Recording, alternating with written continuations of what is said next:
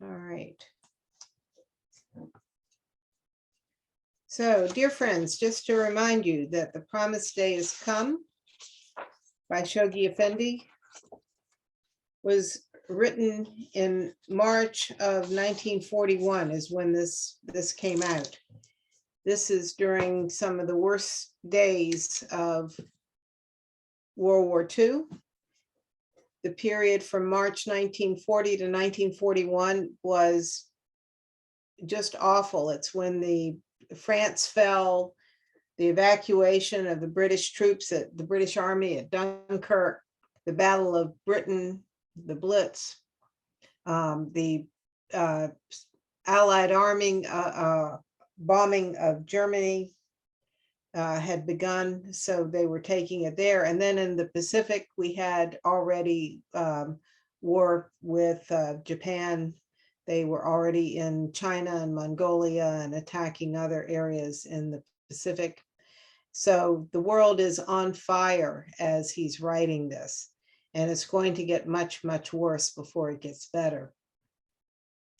So we began with the letters, the Guardian's discussion of the letters that Baha'u'llah sent to the kings and rulers of his time, including the religious rulers.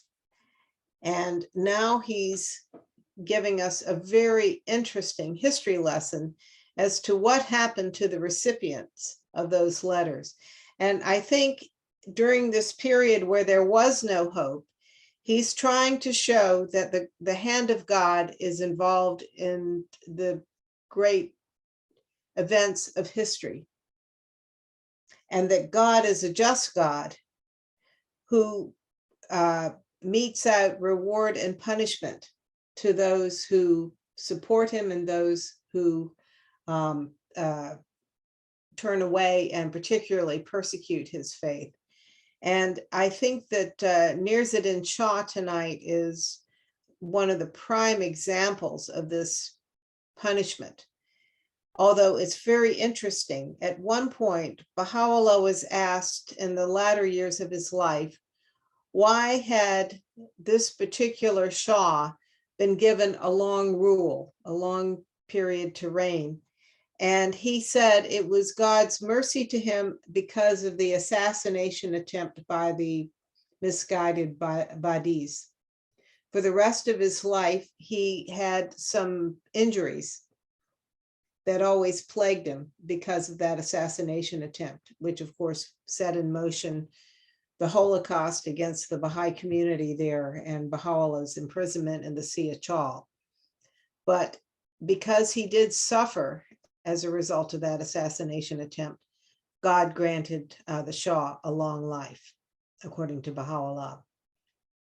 So tonight we're going to talk about his dynasty, the Qajar dynasty.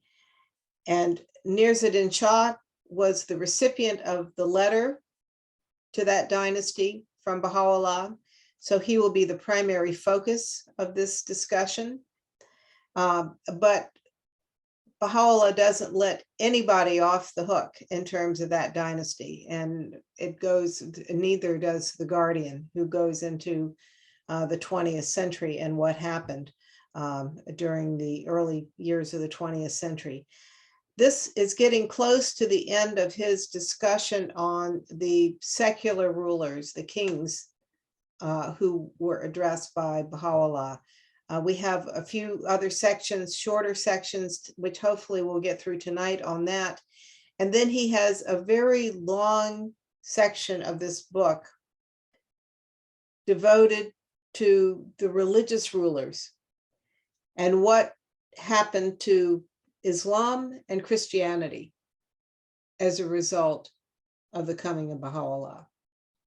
So the next section will also be extremely interesting in his discussion of why the world is the way it is today because of the hand of God in history.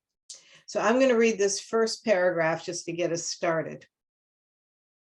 What of Nirzuddin Shah, the other partner in that imperial conspiracy, which sought to extirpate, root, and branch the budding faith of God? His reaction to the divine message warned to him by the fearless Badi, the pride of martyrs, who has spontaneously dedicated himself to this purpose, was characteristic of that implacable hatred which throughout his reign glowed so fiercely in his breast. So the Guardian, again, always alludes to things without mentioning them specifically. So last week, we talked about the Shah's other partner in that imperial conspiracy to root out the faith and destroy it. And that, of course, was the Sultan of Turkey. And we all, I'm sure, know the amazing story of Badi, the youth who made his way all the way from Iran, basically ran away from home, and went to Akka, where he met with Baha'u'llah in the prison, and then was given the great honor to carry out the suicide mission of delivering Baha'u'llah's message to Nurseddin Shah. Any comments on this first sentence, or first two sentences?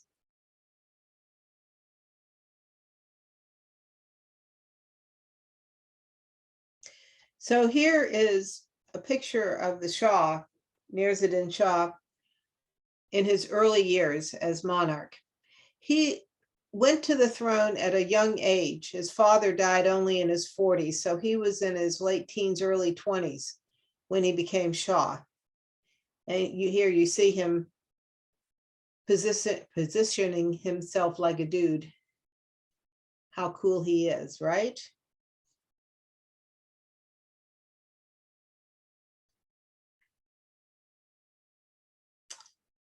All right. So Sarush, can you read this first? The French emperor had, it was reported, flung away Baha'u'llah's tablet and directed his minister, as Baha'u'llah himself asserts, to address to its author an irreverent reply. The Grand Vizier of Abdul Aziz, it is reliably stated, blanched while reading the communication addressed to his imperial master and his ministers, and made the following comment. It is as if the King of Kings were issuing his behest to his humblest vassal king and regulating his conduct. Queen Victoria, it is said, upon reading the tablet revealed for her, remarked, "If this is of God, it will endure. If not, it can do no harm." It was reserved for Nasr ad-Din Shah, however, to wreak at the instigation of the divines, his vengeance on one whom he could no longer personally chastise, by arresting his messenger, a lad of about 17, by freighting him with chains, by torturing him on the rack, and finally slaying him.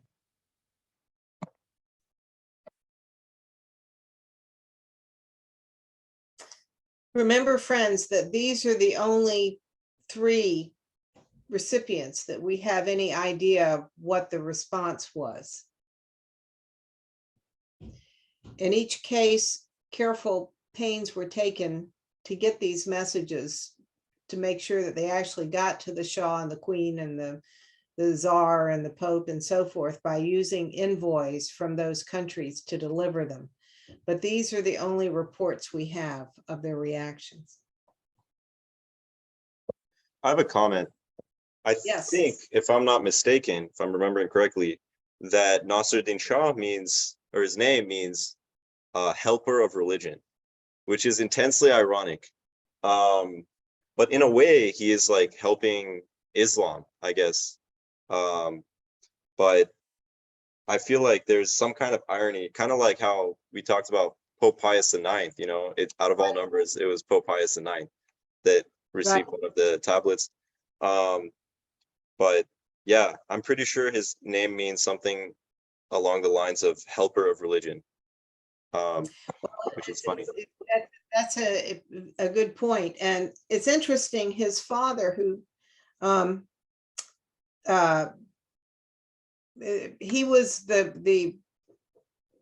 his father's father, actually, I guess it was his grandfather, was actually a much more pious and good ruler, but not allowed to, had a very short-lived reign.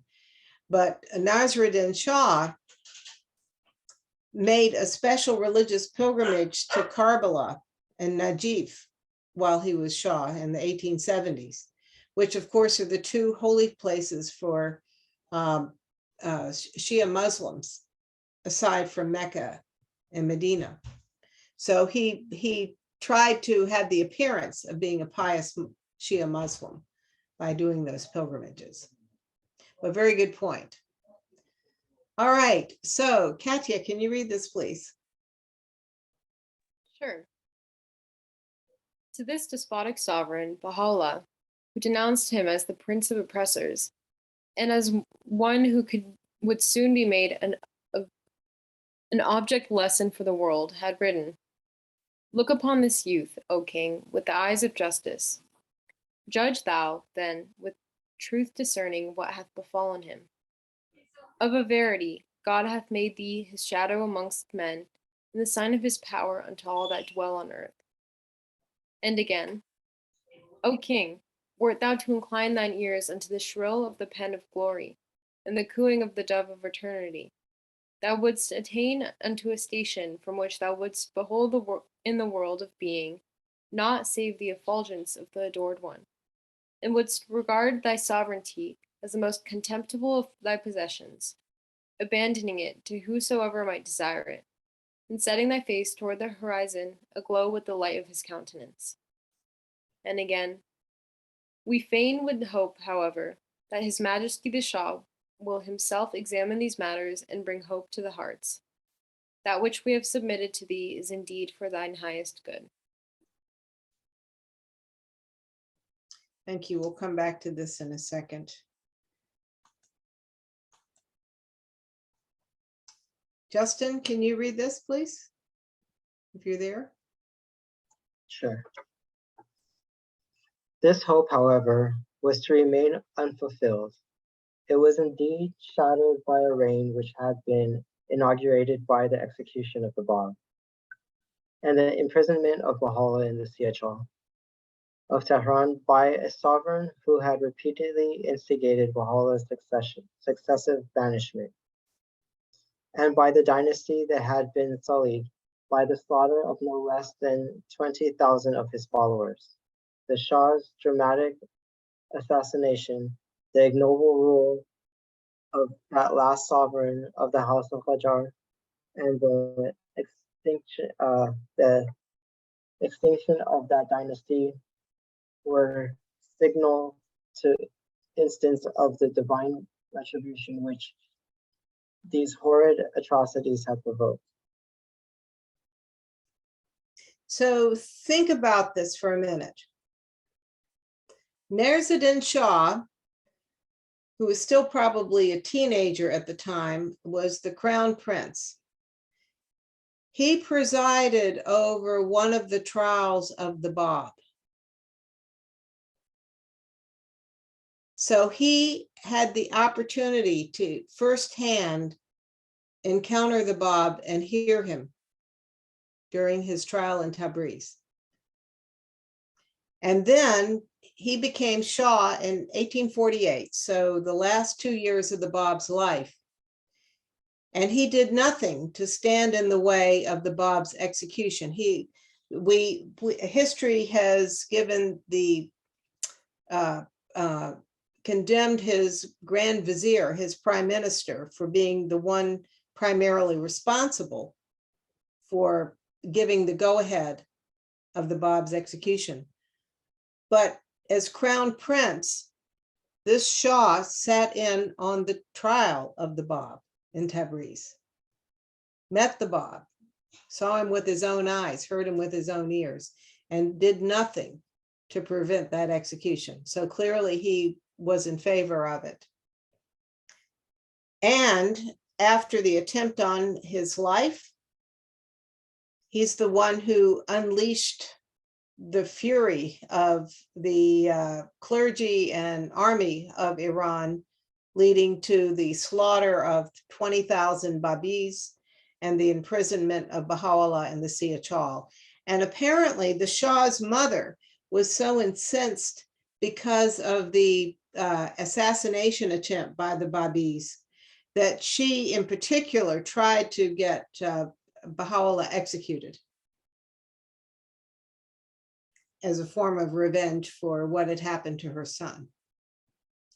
So despite those travesties, what does Baha'u'llah say to him? Sorry. God hath made thee his shadow amongst men, and the sign of his power unto all that dwell on earth.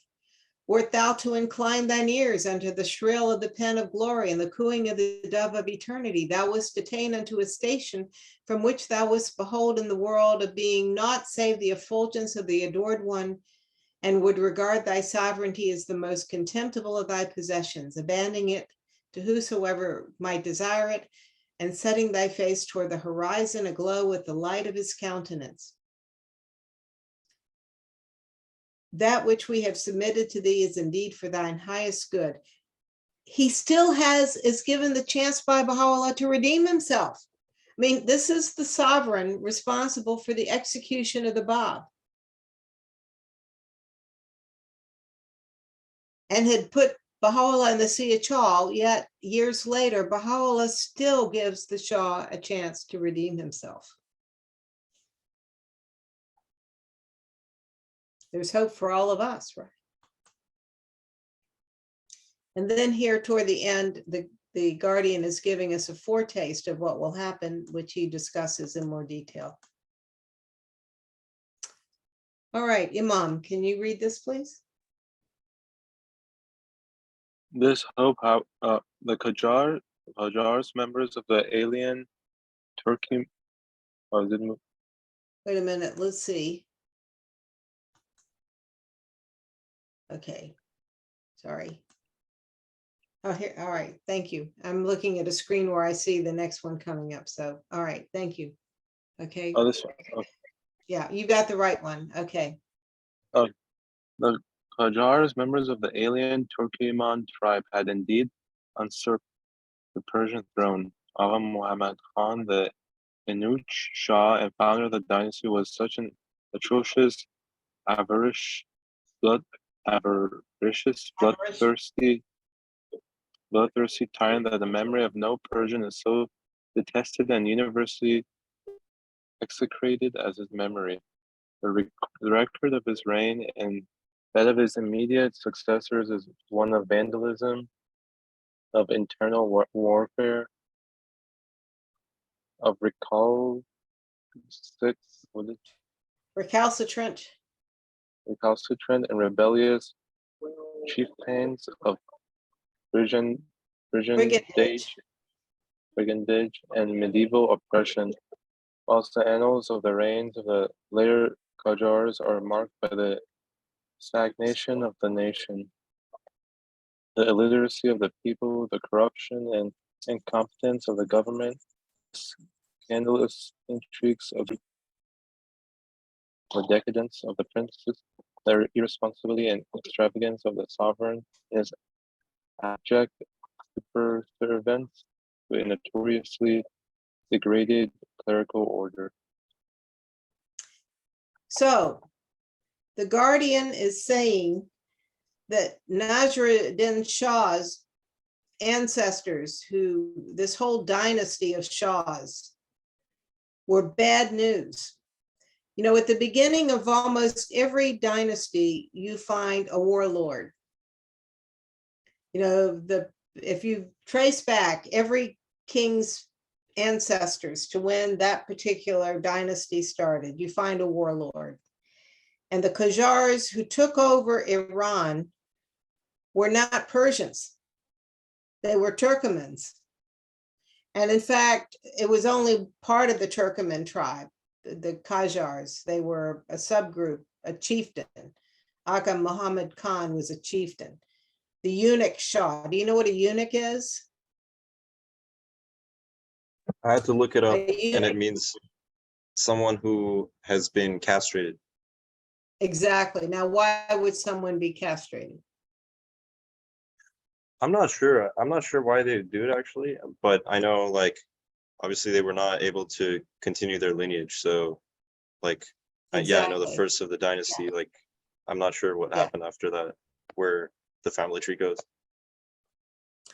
Well, the Turkoman tribe, like many of the people in Asia and Africa, practiced slavery. And the Turks, the men who were servants in the harem of the Sultan were slaves who were eunuchs, so that they couldn't impregnate any of the women in the harem, any of the royal family.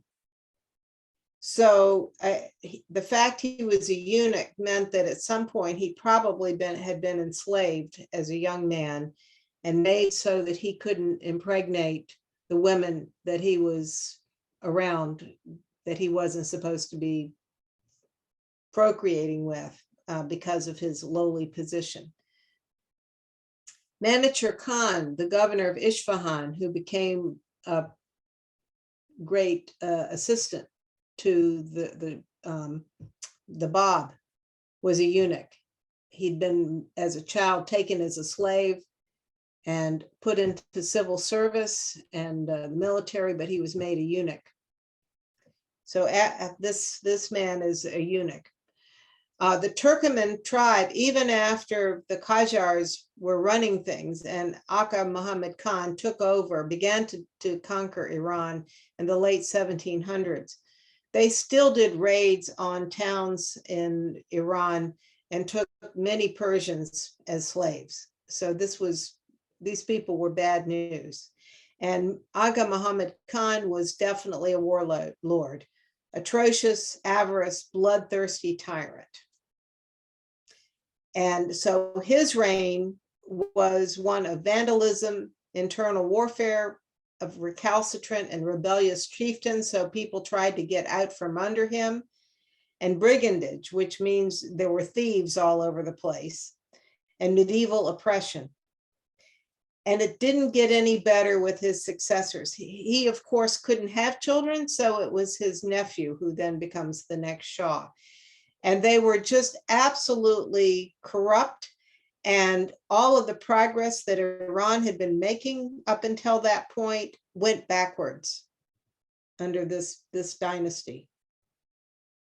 Remember, Shoghi Effendi explained that the messenger of God comes to the most degraded place on the planet. And it was because of this dynasty that Iran had fallen into that situation, because it's very clear that Iran had had a much more glorious past and was actually moving in a good direction before this group, this mafia came in and took over, basically. He also, by this way, the Guardian made it clear that we Americans shouldn't be too smug about these things. We are the cradle of the administrative order because of our corruption.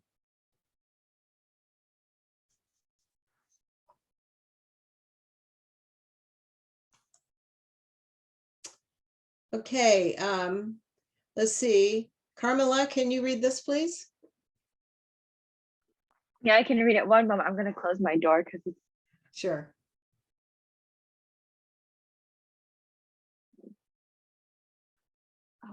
so the successor of Agha Muhammad Khan, the Eucrocious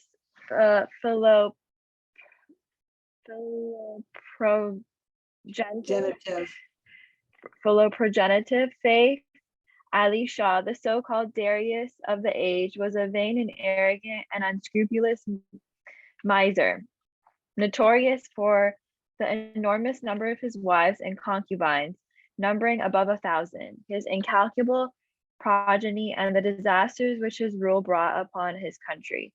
He it was who commanded that his vizier, to whom he owed his throne, be cast into a cauldron of boiling oil.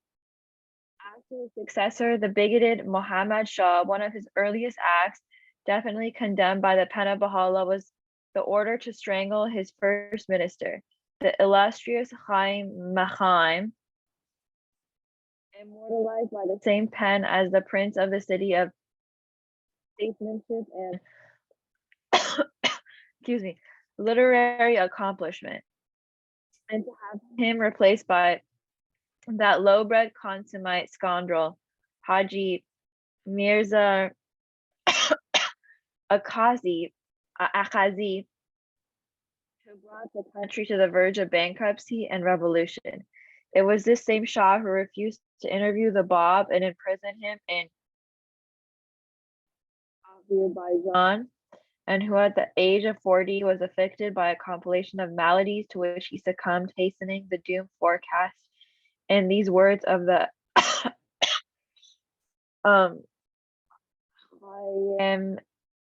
I forgot how to say this in Farsi. Excuse me, my Farsi's not so good anymore. Asma, I swear by God, if thou showest enmity unto him who is his remembrance, God will on the day of resurrection condemn thee before the kings unto hellfire, and thou shalt not in very truth find on that day any helper except God the exalted.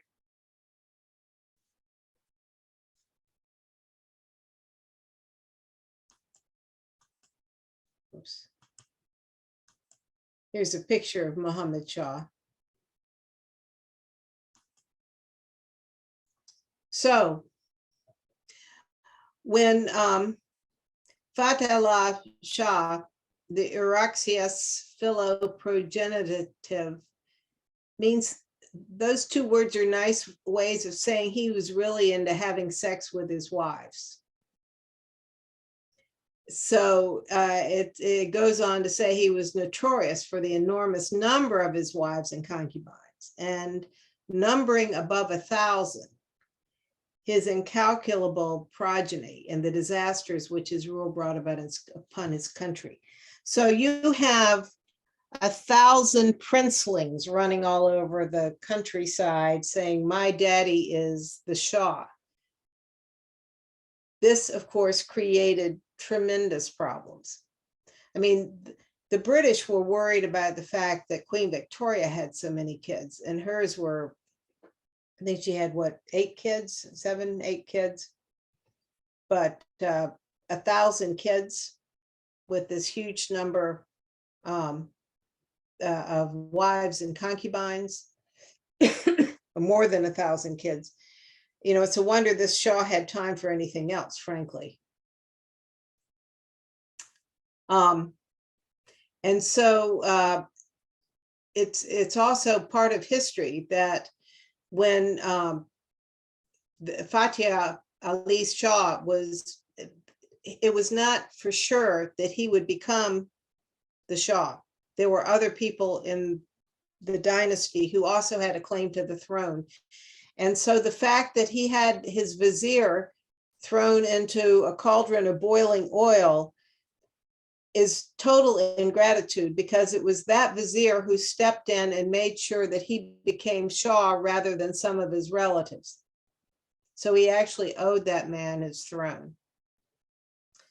And then with Muhammad Shah, the son of Fat Ali Shah, was to strangle his prime minister, who had been a real statesman, who I believe was also a friend of Baha'u'llah's father, who was, as you recall, a governor, a royal governor, Mirza Berserk.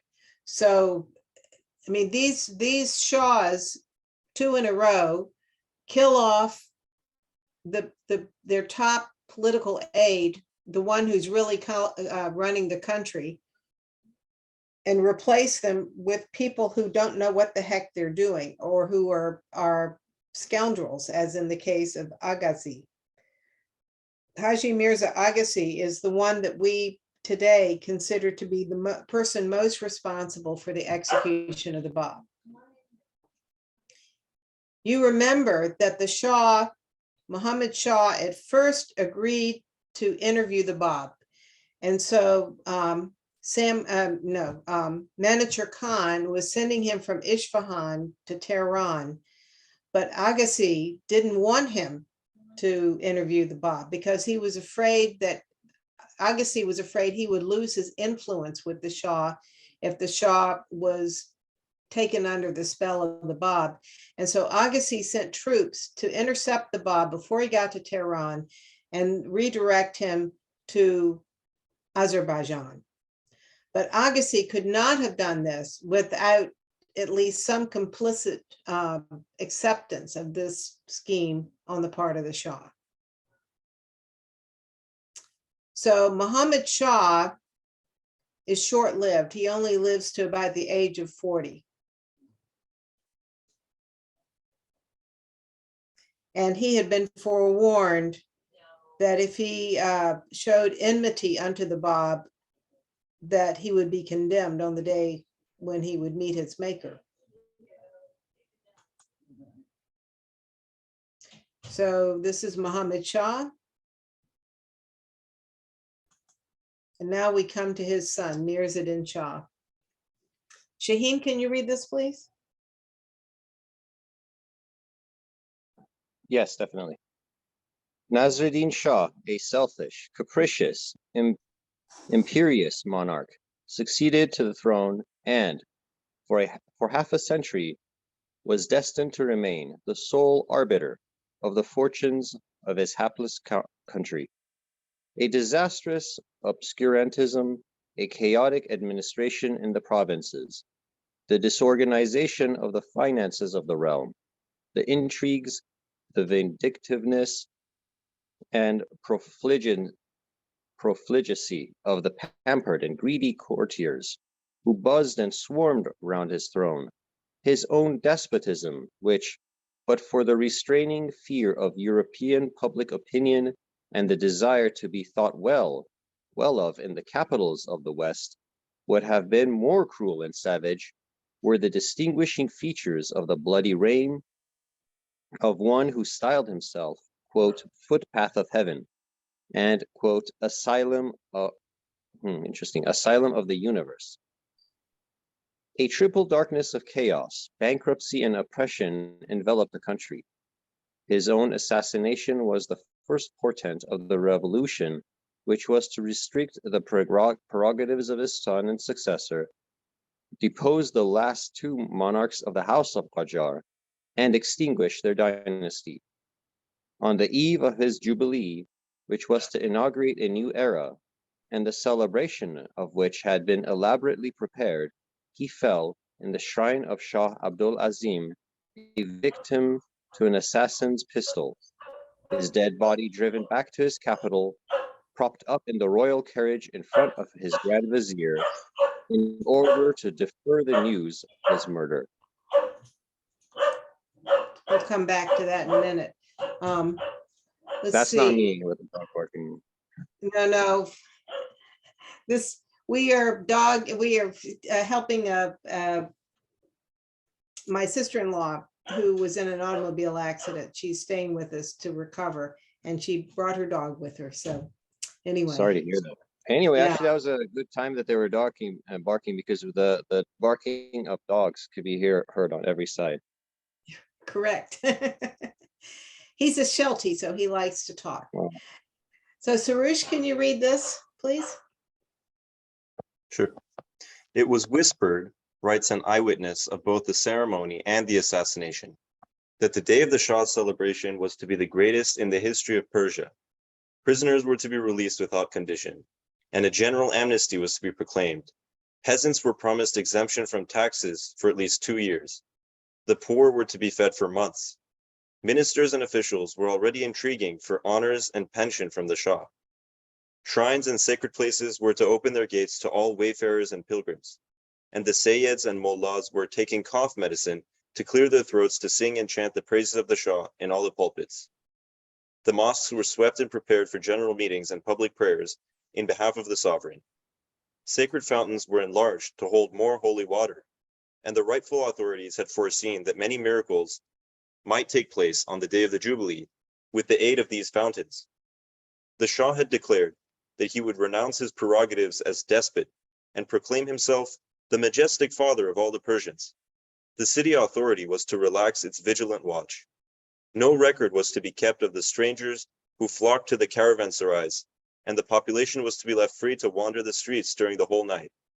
Even the great mujtahids had, according to what had been reported to that same eyewitness, decided for the time being to discontinue persecuting the Babis and other infidels. Instead, he's assassinated right at the time of these celebrations.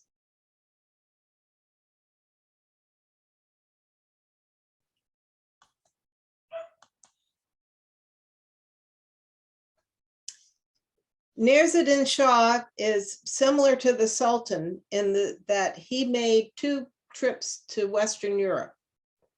And in fact, met with Queen Victoria, he met with the French, and I think he went and met with the Tsar. But he also, so he cared about what Western Europeans thought of him. But he also got the country into a whole lot of wars, including with Russia.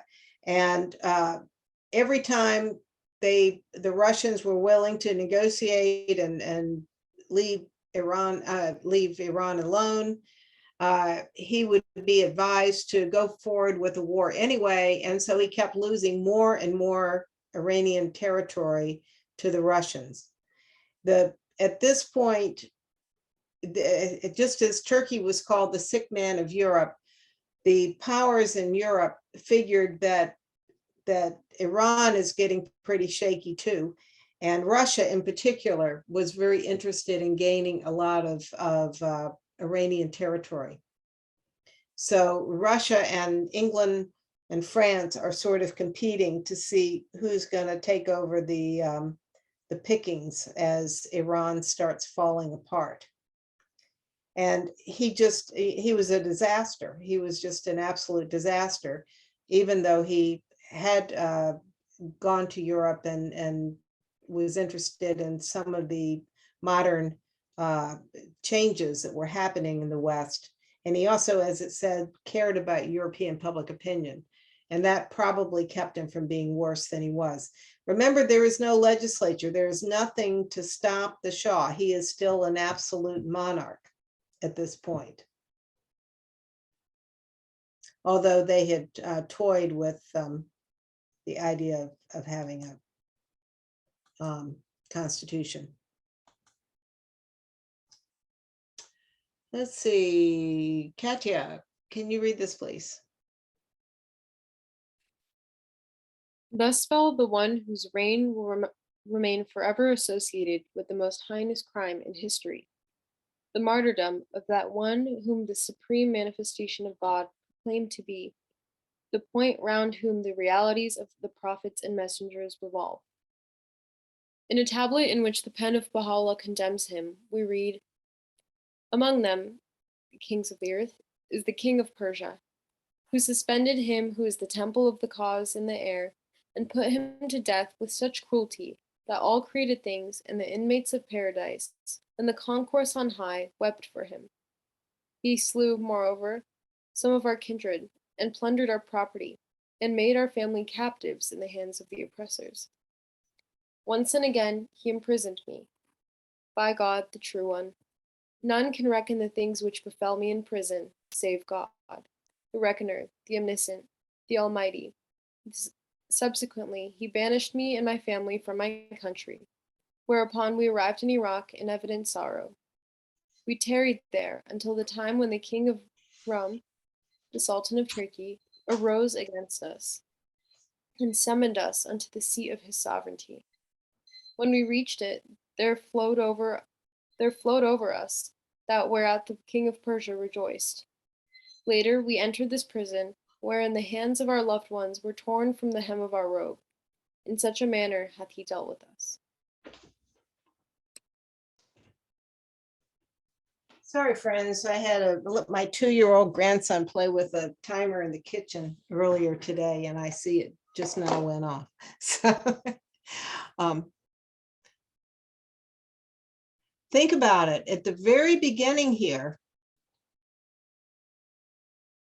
the Guardian calls the martyrdom of the Bab the most heinous crime in history. So when we observe the martyrdom of the Bab annually, we have to remember that it is the most heinous crime in history.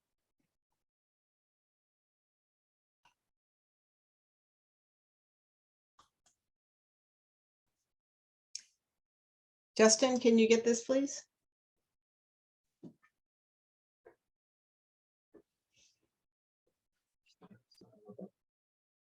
The day of the Qajar dynasty were now numbered. Sorry, the days of the Qajar dynasty were now numbered.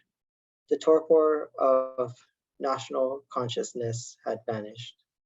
The reign of Nasruddin Shah, successor, Muzaffaruddin Shah, a weak and timid creature, extravagant and lavish to his quarters, led the country down the broad road in ruin.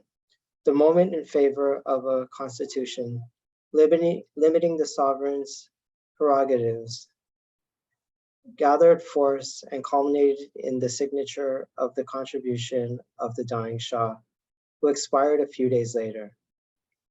Muhammad Ali Shah, a despot of the worst type, unprincipled and avaricious, succeeded to the throne. Hostile to the constitution, he, by his summary action involving the bombardment of the Bahristan, where the assembly met, precipitated the revolution which led to his disposition by the nationalists, accepting, after much bargaining, a large pension. His ignominiously,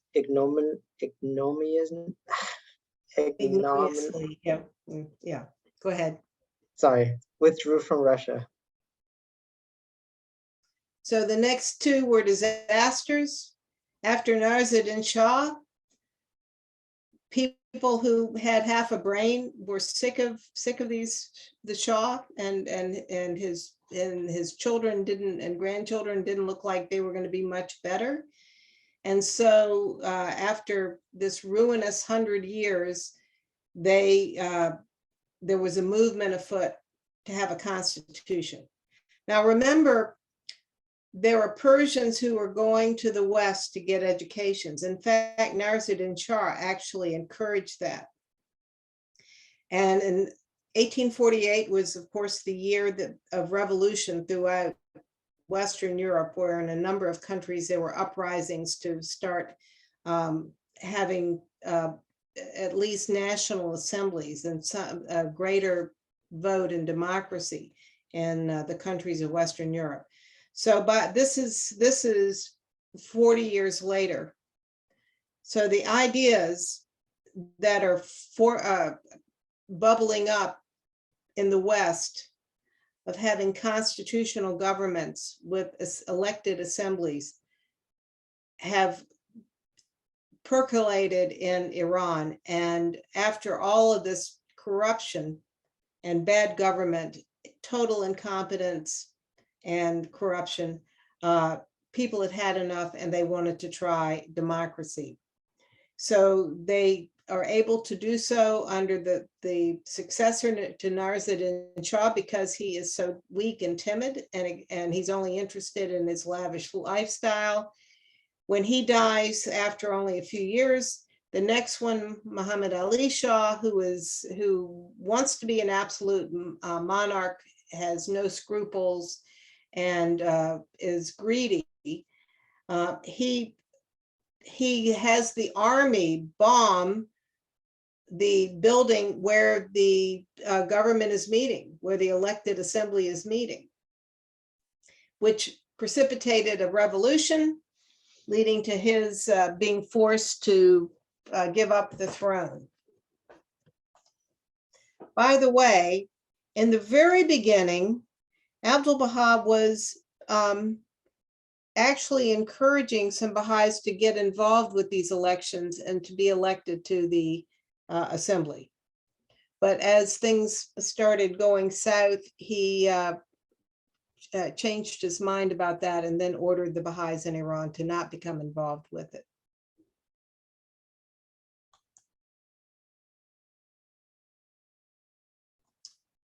So here's our next and last Shah under the Qajar dynasty. Let's see, Carmelia, can you read this, please? Yeah, I'll read it. The boy King Ahmad Shah, who succeeded him, was a mere cipher and careless of his duties. The crying needs of his country continued to be ignored. Increasing anarchy, the impotence of the central government, the state of the national finances, the progressive deterioration of the general condition of the country, practically abandoned by a sovereign who preferred the gaieties and frivolities of society life in the European capitals to the discharge of the stern and urgent responsibilities which the plight of his nation demanded. Sounded the death knell of a dynasty which it was generally felt had forfeited the crown. Whilst abroad, on one of his periodic visits, Parliament deposed him and proclaimed the extinction of his dynasty, which had occupied the throne of Persia for 130 years, whose rulers proudly claimed no less a descent than from Japhet, son of Noah, and whose successive monarchs, with only one exception, were either assassinated, deposed, or struck down by Mortal disease. Yes, thank you. So this young man is the last of this dynasty, and they'd had enough of him. So in the 20s, there was a brief period where the assembly was running things, but nature abhors a vacuum. So the Pahlavi dynasty was started. You know, there's always be careful of the young colonels. A young military officer decided to become Shah. And of course, it was his son who was deposed in the 1979 revolution.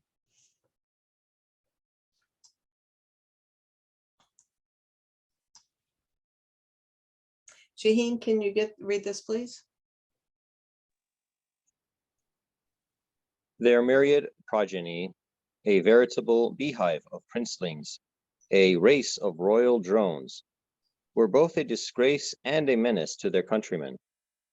Now, however, these luckless descendants of a fallen house, shorn of all power, and some of them reduced even to beggary, proclaim in their distress the consequences of the abominations which their progenitors have perpetrated, swelling the ranks of the ill-fated scions of the house of Othman and of the rulers of the Romanov, the Hohenzollern, the Habsburg, and the Napoleonic dynasties. They roam the face of the earth, scarcely aware of the character of those forces which have operated such tragic revolutions in their lives and so powerfully contributed to their present plight. Already grandsons of both Nasruddin Shah and of Sultan Abdul Aziz have, in their powerlessness and destitution, turned to the world center of the faith of Baha'u'llah and sought respectively political aid and pecuniary assistance. In the case of the former, the request was promptly and firmly refused, whilst in the case of the latter, it was unhesitatingly offered.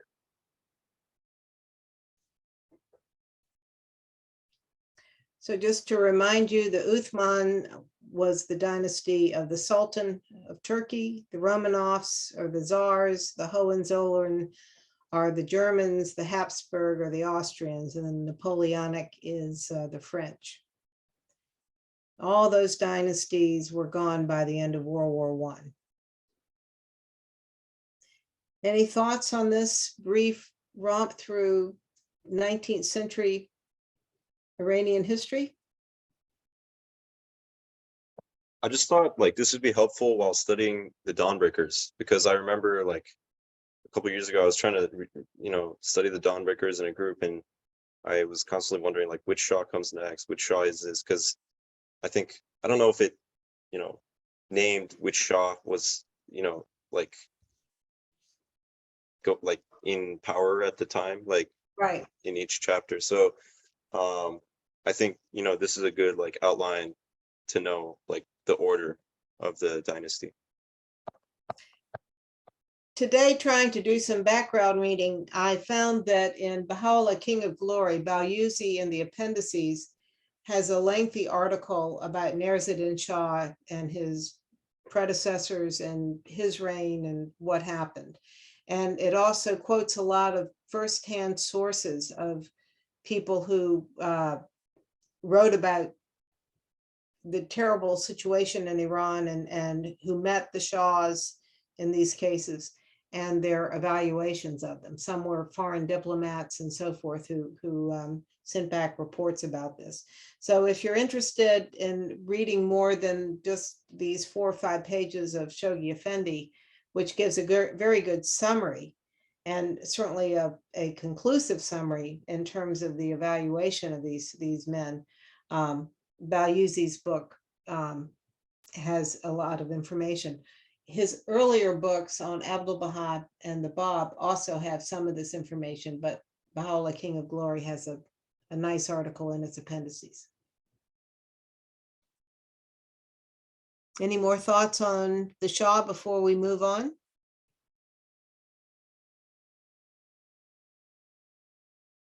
I just want to say I looked for more pictures after you showed those, and it's just amazing how I found even younger pictures of him. Yeah. And I'm thinking, and these kids were brainwashed into thinking they're very important. There's one picture of him where he has like 2 rows in a triangular form of like decorations. Like, I guess how people have like military decorations. Right. It's like, what have you really accomplished? You look like you're 12 years old. Like you haven't accomplished anything. What is this? And that's another sign of how, all these particular superlatives are given to the Qajar dynasty. Well, interestingly, Nerz-ed-Din Shah was a big, he was extremely interested in photography. And so his inner court is well documented in photographs. And his favorite mistress was very famous, and he had lots of photographs taken of her. And the interesting thing was that what he considered beautiful were women with mustaches and unibrows, and who were also on the plump side. And this woman had all of those qualities, and you can see pictures of her with Nerz-ed-Din Shah. So there's because of his love of photography, there's a lot of photographs of him and his court. Oh, that also, yeah. Interesting. Thank you for telling me, because that also explains why those pictures, they look like they had such high quality.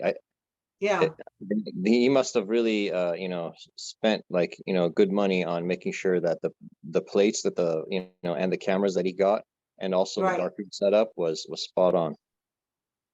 Well, this is the same Shah who had Badi photographed before he was tortured and killed. And so, he wants things documented with photographs, which is very interesting. So, fun fact, go forth and check the internet. I'm sure there's a lot of this stuff on there. Where it says world center of the faith of Baha'u'llah, does that mean like himself, like Shoghi Effendi? They turned to Abdul Baha and Shoghi Effendi, yes, and asked for help. And they would always get help. The World Center makes it more all-inclusive. But they always got material help if they needed it, but we weren't going to help them get back on the throne or anything like that. So. In fact, when Abdul Baha goes to Thanon de Bans, he meets with us, and in Paris, he meets with some of these princelings. So now the Guardian is going to summarize the decline of the fortunes of royalty that he's been talking about in some detail. Let's see. Sarush, can you read this, please? Sure. And as we survey in other fields, the decline in the fortunes of royalty, whether in the years immediately preceding the Great War or after, and contemplate the fate that has overtaken the Chinese Empire, the Portuguese and Spanish monarchies, and more recently, the vicissitudes that have inflicted and are still afflicting the sovereigns of Norway, of Denmark, and of Holland, and observe the impotence of their fellow sovereigns, and note the fear and trembling that has seized their thrones, may we not associate their plight with the opening passages of the Surah Muluk, which, in view of their momentous significance, I feel impelled to quote a second time. Fear God, O conquerors of kings, and suffer not yourselves to be deprived of this most sublime grace. Set your hearts towards the face of God, and abandon that which your desires have bidden you to follow, and be not of those who perish. Can you get this next one, please, too, Sarush? Sure.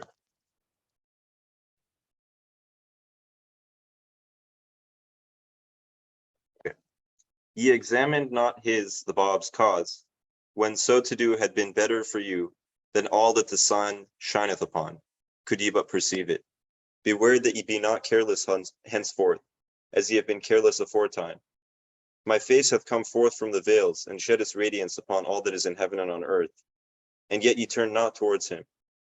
Arise then, and make ye amends for that which hath escaped you. If ye pay no heed unto the counsels which in peerless and unequivocal language we have revealed in this tablet, divine chastisement shall assail you from every direction, and the sentence of his justice shall be pronounced against you. 20 years have passed, O kings, during which we have every day tasted the agony of a fresh tribulation. Though aware of most of our afflictions, ye nevertheless have failed to stay the hand of the aggressor. For is it not your clear duty to restrain the tyranny of the oppressor, and to deal equitably with your subjects, that your high sense of justice may be fully demonstrated to all mankind? Any comments?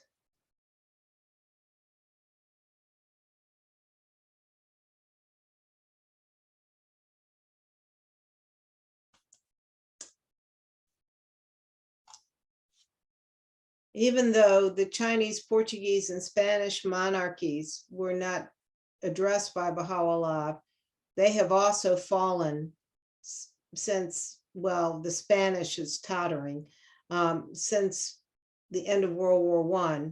And then Norway, Denmark, and Holland, by 1941, when this is written, all three had been invaded by the Nazis. And the Norwegian royal family was hiding in exile in England and in the United States. The Denmark king stayed in Denmark, but was basically had become a puppet of the Nazis. And the queen from Holland was in taking refuge, like the King of Norway, in London. So those three, in 1941, those three royal families had no sense of what their future was going to be. It looked bleak.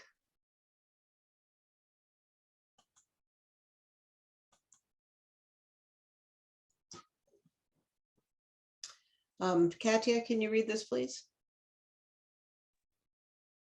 No wonder that Baha'u'llah, in view of the treatment meted out to him by the sovereigns of the earth, should, as already quoted, have written these words. From two ranks amongst men power hath been seized, kings and ecclesiastics. Indeed, he even goes further, and states in his tablet addressed to Sheikh Salman, one of the signs of the maturity of the world is that no one will accept to bear the weight of kingship. Kingship will remain with none willing to bear alone its weight. That day will be the day whereon wisdom will be manifested among mankind. Only in order to proclaim the cause of God and spread abroad his faith will anyone be willing to bear this grievous weight. Well is it with him who, for the love of God and his cause, for the sake of God and for the purpose of proclaiming his faith, will expose himself unto this great danger and will accept this toil and trouble. Thoughts on that?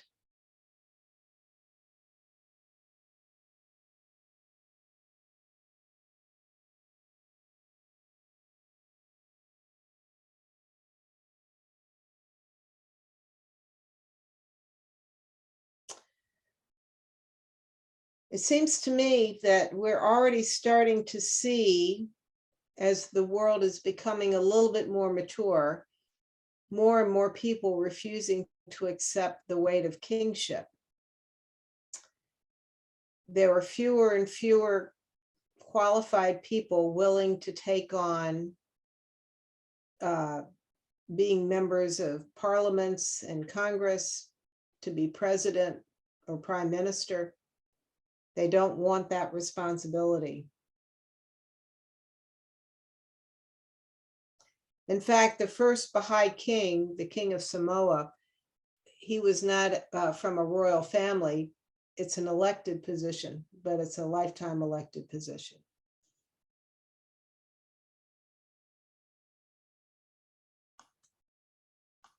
Now the Guardian wants us to be very clear about something. Iman, can you read this, please?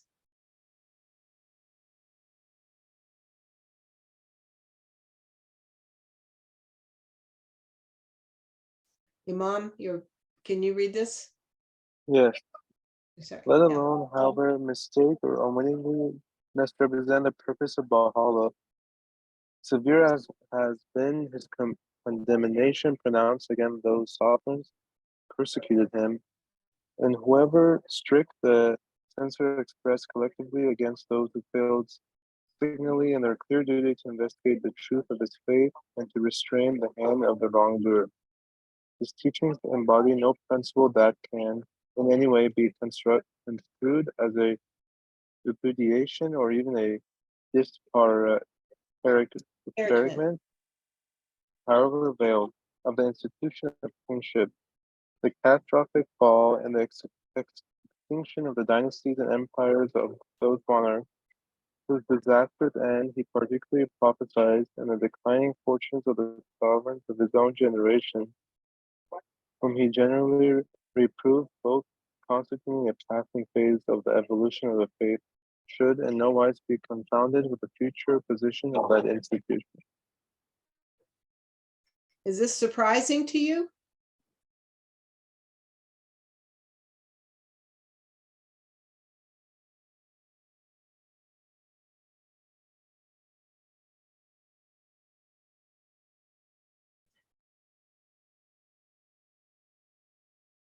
As you'll see, Baha'is believe in constitutional monarchy.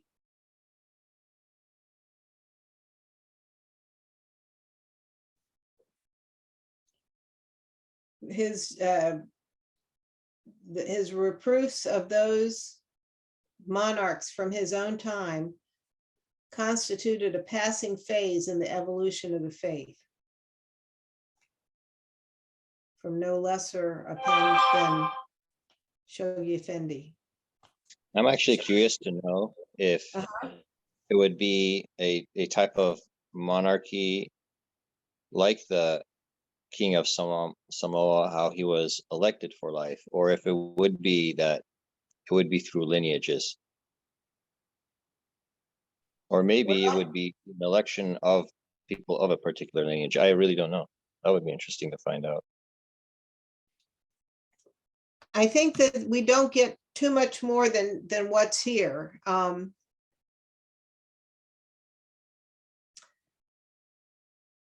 We do know from the authoritative writings that at some point the Baha'i administrative order will be the world government. But we don't know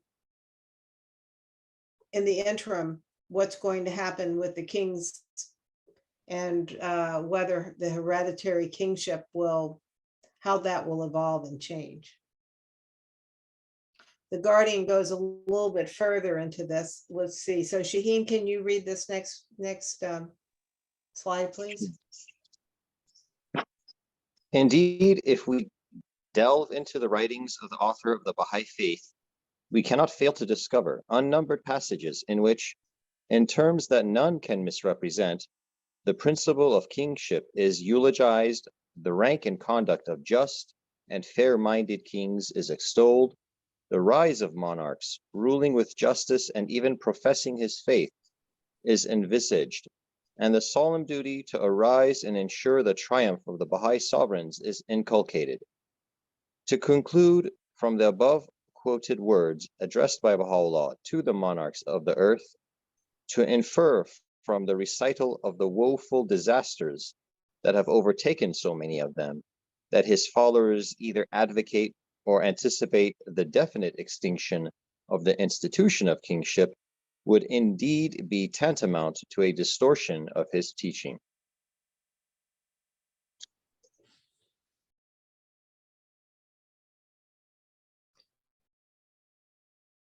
So let's move on here. Let's see, we lost Iman. Justin, can you read this? Sure. I can do no better than quote some of Baha'u'llah's own testimonies, leaving the reader to shape his own judgment as to falsity of such a deduction. In his epistle to the son of the wolf, he indicates the truth source of kingship. Regarded for the rank of sovereigns is divinely ordained, as is clearly attested by the words of the prophet of God and his chosen ones.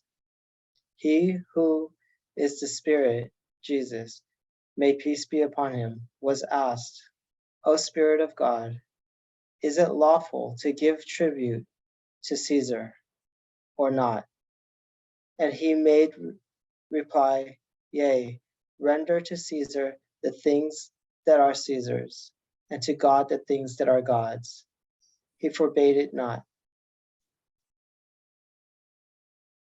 Thank you. Carmelia, can you read this, please?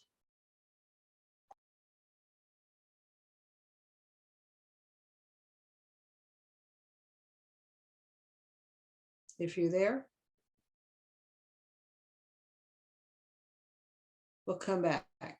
Katya, can you read this, please? These two sayings are, in the estimation of men of insight, one and the same.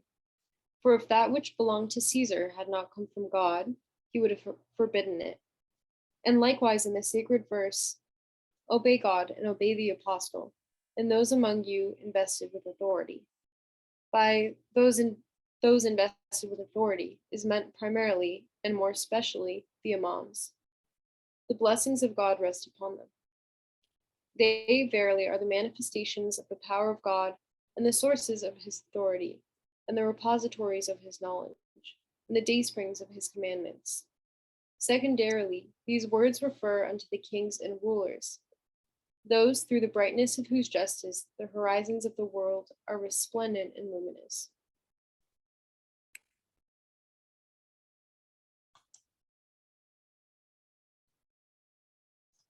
Sarush, can you read this, please?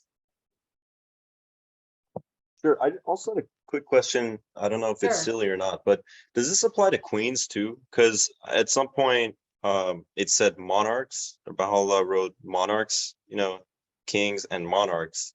So, like, we're talking about just like monarchs in general, right? So like, it could be a king or a queen who's like the monarch, right? Well, I think that probably the word monarch is also to encompass people like emperors who have more than one kingdom underneath them. So, But like when we like talk lawyers. about, okay, like when we talk Yeah, about like a lawyers. constitutional monarchy, are we saying like it could be a queen as the monarch too? Sure. Okay. Yeah, the House of Justice has made it clear that, and based on their reading of Shoghi Effendi, that where there's the male gender, usually it means both genders.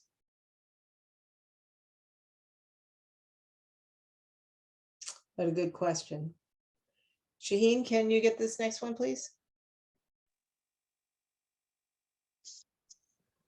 And again, in the epistle to the Romans, St. Paul hath written, let every soul be subject unto the higher powers, for there is no power but of God. The powers that be are ordained of God. Whosoever therefore resisteth the power, resisteth the ordinance of God. And further, for he is the minister of God, a revenger to execute wrath upon him that doeth evil. He saith that the appearance of the kings and their majesty and power are of God. And again, a just king enjoyeth nearer access unto God than anyone. Unto this testifieth he who speaketh in his most great prison. Likewise, in the Bisharat, Glad Tidings, Baha'u'llah asserts that the majesty of kingship is one of the signs of God. We do not wish, he adds, that the countries of the world should be deprived thereof. But what are your thoughts about this? One thing that stands out for me is that the word deprived, that the countries of the world we don't wish that the countries of the world should be deprived thereof. So yeah, not having it is seen as a deprivation. It's not like if you don't have it, no big deal. It would be nice if you had it as if it's a bonus. It's more like if you don't have it, it's a deprivation. So the United States is a republic. And look at how gaga we are over the British royal family. We love the pomp, the circumstance, the majesty of kingship, even though we don't have it in our own country.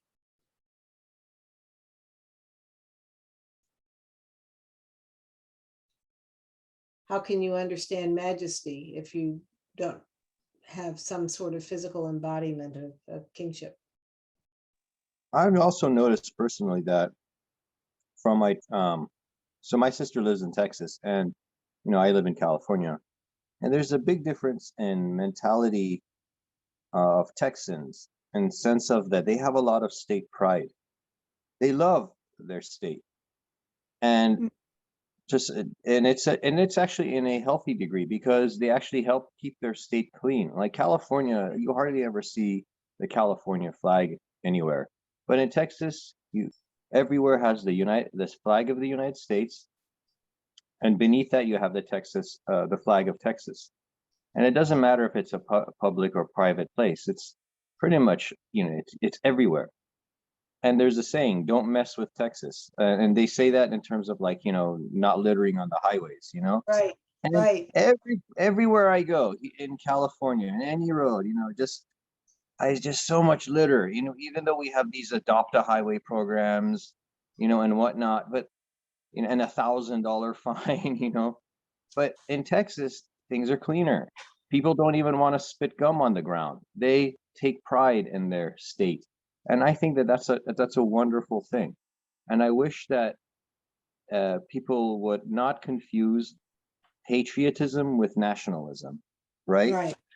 I wish that people would, but the Baha'i faith encourages patriotism.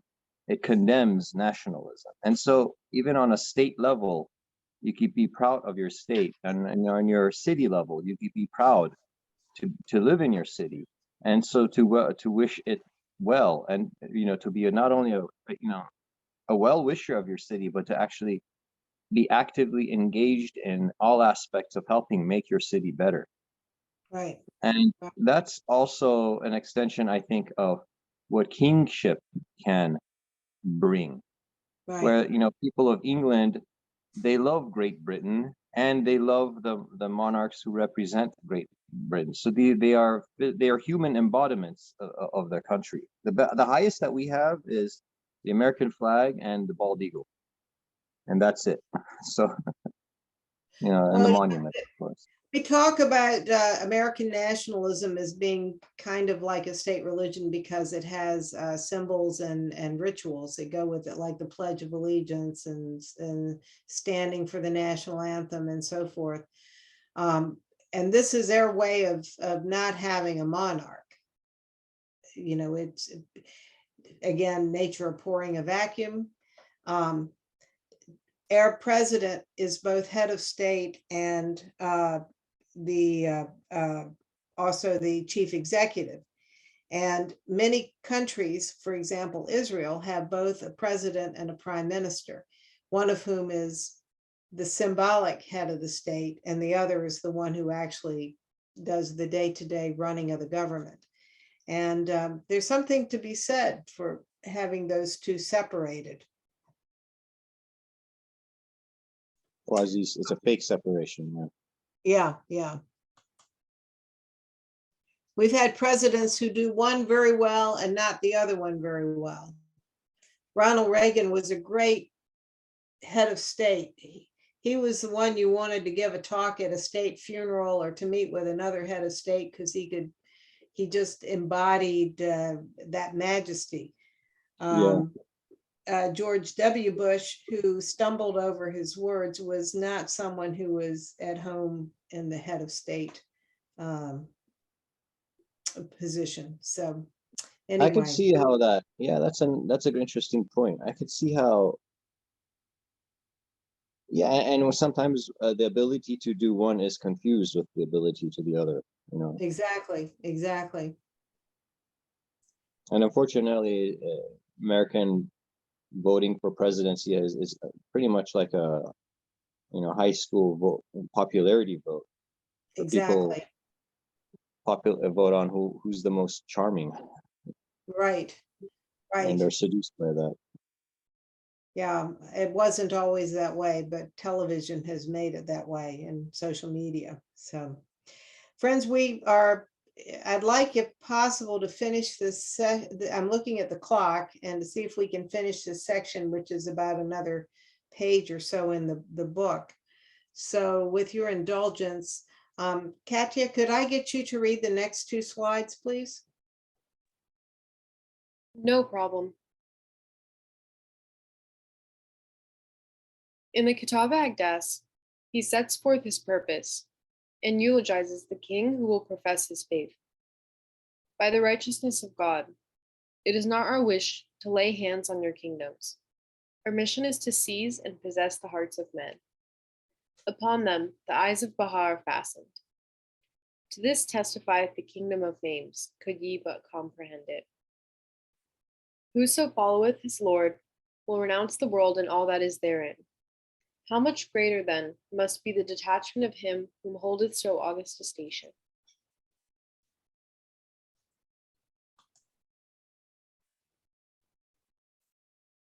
Can you keep going? Yeah, sure. How great the blessedness that awaiteth the king who will arise to aid my cause in my kingdom, who will detach himself from all else but me. Such a king is numbered with the companions of the Crimson Ark, the ark which God hath prepared for the people of Baha.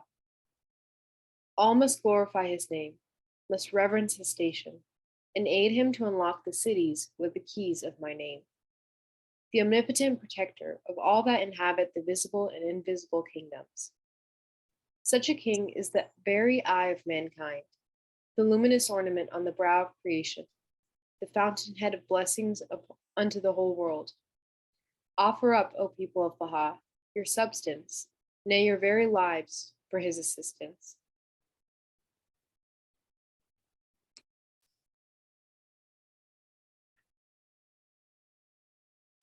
I just wanted to say that, at least in recent history, the kings and presidents and prime ministers who help the faith often do so quietly, and we don't know about it. So we have to be very careful. You might be, if you criticize one of them, you may be criticizing someone who is one of these who has arisen to aid my cause in my kingdom. offer up, O people of Baha, your substance, nay, your very lives for his assistance. And I think many of you would be surprised if you talk to people who are in the know of what happens with the Baha'i faith in the diplomatic community, to find out who some of their helpers have been and some of the ones who did not help us, who they were. They're probably the opposite of who you would guess.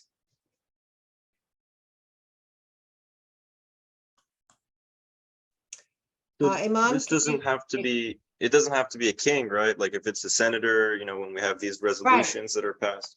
So, right. Yeah, I think all of those, there's a reward that comes from helping the faith, no matter what. So Carmelia, can you get this next one, please? Yes, I can. In the Lua Sultan, Baha'u'llah further reveals the significance of kingship. A just king is the shadow of God on earth, and all should seek shelter under the shadow of his justice and rest in the shade of his favor. This is not a matter which is either specific or limited in its scope, that it might be restricted to one or another person, inasmuch as the shadow telleth of the one who casteth it. God, glorified be his remembrance, hath called himself the Lord of the worlds, for he hath nurtured and still nurtureth everyone. Glorified be then his grace that hath preceded all created things, and his mercy that hath surpassed the worlds. Thank you. Any comments on that?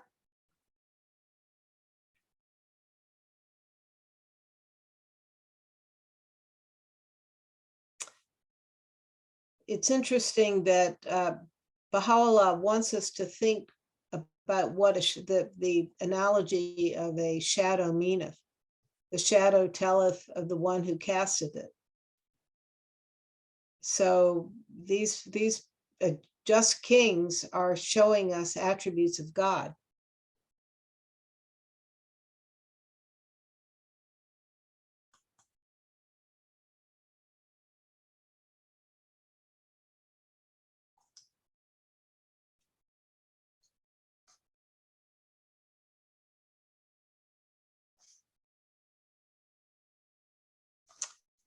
Let's see, Justin, can you get this one, please?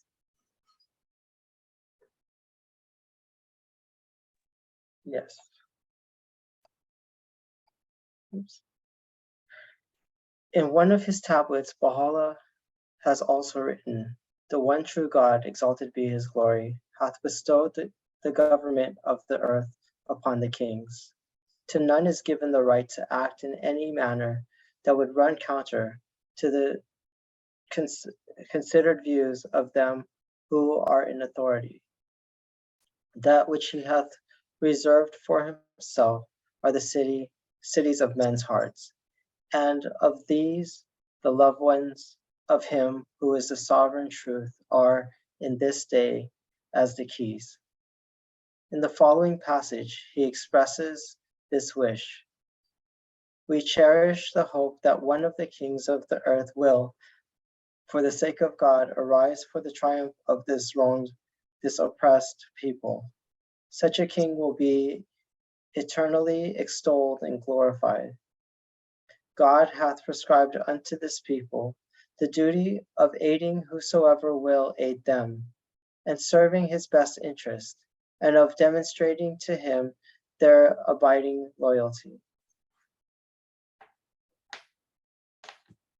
So what does this mean to you? I'm speaking to you collectively, so any comments? this reminds me of going on pilgrimage. I remember there were photos of the King of Samoa, is it? Yeah, I think in the mansion in Bahji, there were Mhm. photos of him on the wall, or at least one from what I remember. So that's one way, they're eternally extolled and glorified. right. Right. And this last sentence here, God hath prescribed unto this people, all Baha'is, the duty of aiding whosoever will aid them, of serving his best interest, and of demonstrating to him their abiding loyalty. Sometimes that's tough, because you may not like that person in other ways. Manager Khan, for example, who greatly aided the Bab, was apparently not a nice guy.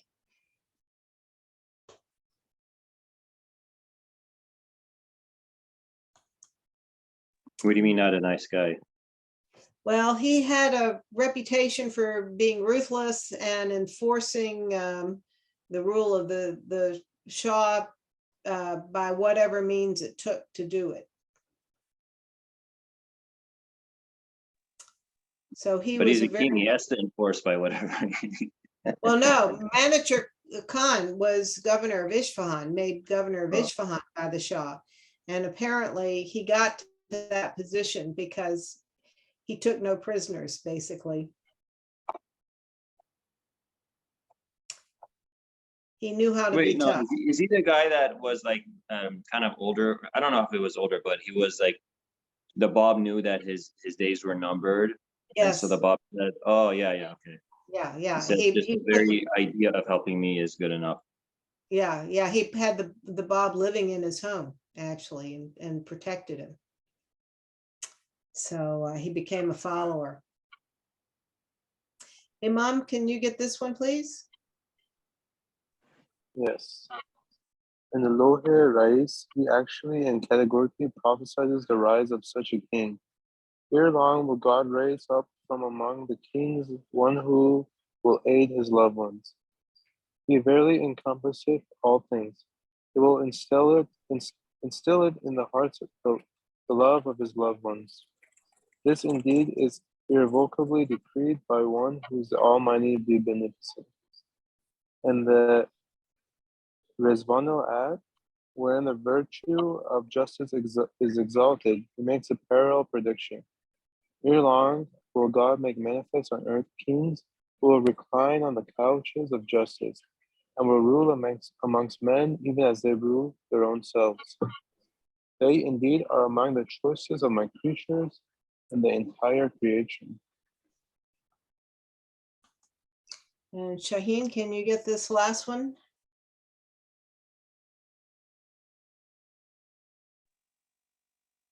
And the Loherai, oh, sorry. Mhm. I thought you had changed it. In the Kitab al-Aqdas, he visualizes in these words the elevation to the throne of his native city, the mother of the world, and the dayspring of light, of a king who will be adorned with the twin ornaments of justice and of devotion to his faith. Let nothing grieve thee, O land of Ta, for God hath chosen thee to be the source of the joy of all mankind. He shall, if it be his will, bless thy throne with one who will rule with justice, who will gather together the flock of God, which the wolves have scattered. Such a ruler will, with joy and gladness, turn his face towards and extend his favors unto the people of Baha. He indeed is accounted in the sight of God as a jewel among men. Upon him rests forever the glory of God and the glory of all that dwell in the kingdom of his revelation.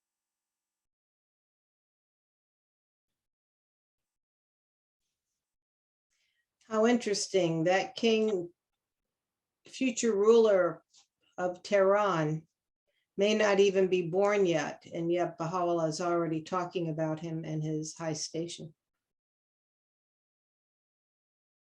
But given Tehran's current situation, it's a great source of hope.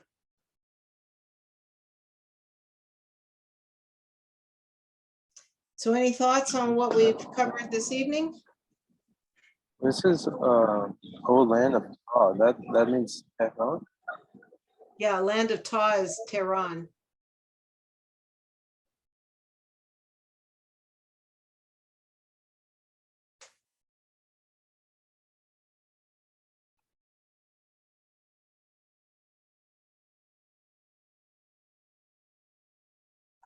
the mother of the world, the day spring of light.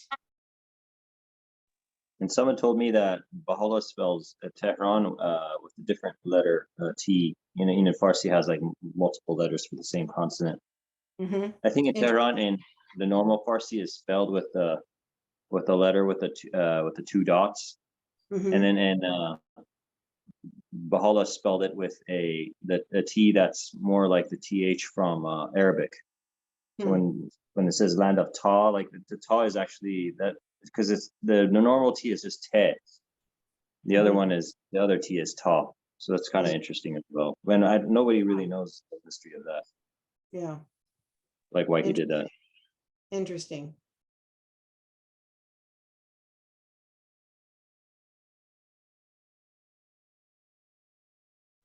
Well, dear friends, it's after midnight here.